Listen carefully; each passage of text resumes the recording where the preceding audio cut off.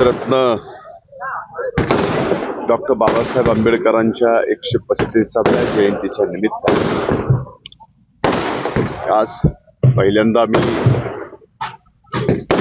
बाबासाहेबांच्या स्मृतीस नतमस्तक होऊन वंदन करतो.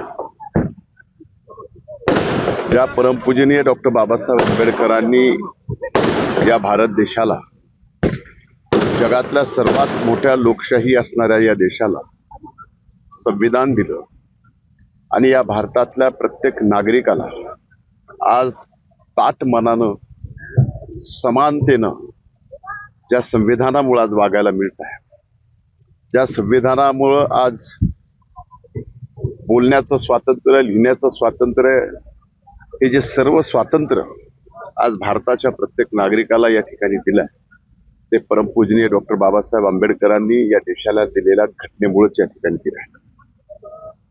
आजपर्यंत आणि इथून पुढेही परमपूजनीय डॉक्टर बाबासाहेब आंबेडकरांनी दिलेल्या या घटनेला कुणी वाईट नजरेनं सुद्धा बघणार नाही. याबाबत मला तर विश्वास आहेच, पण एक निश्चित आहे की या घटनेमुळं आज तुम्हाला आम्हाला जे स्वातंत्र्य मिळालंय, ते स्वातंत्र्य खऱ्या अर्थानं लोकशाही आणखीन बळकट करण्यासाठी आपण सर्वांनीच या ठिकाणी वापरलं पाहिजे.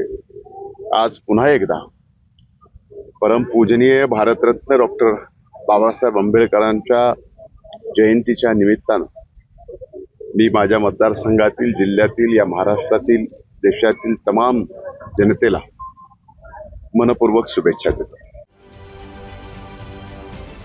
महाराष्ट्रातील सर्व बातम्यांचे विश्वासार्ह व्यासपीठ, सकाळच्या सर्व सोशल मीडिया प्लॅटफॉर्मला लाईक, फॉलो आणि सबस्क्राईब करा. तसंच सर्व नोटिफिकेशनसाठी बेल आयकॉन प्रेस करायला विसरू नका.